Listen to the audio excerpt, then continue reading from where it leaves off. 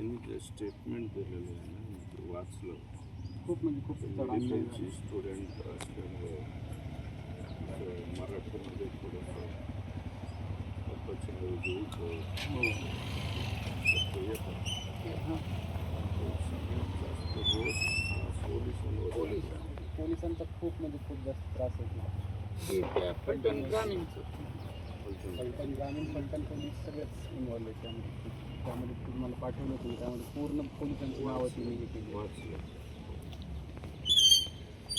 बरोबर तेच लोक जास्त म्हणजे जे काही वाक्य असेल पण हो बीडचेच मुख्यालय तुम्ही बीडच्या आत म्हणून तिथं देत नाही, आरोपींना पीठ देत नाही असं त्यांच्यासोबत बोललं जातं.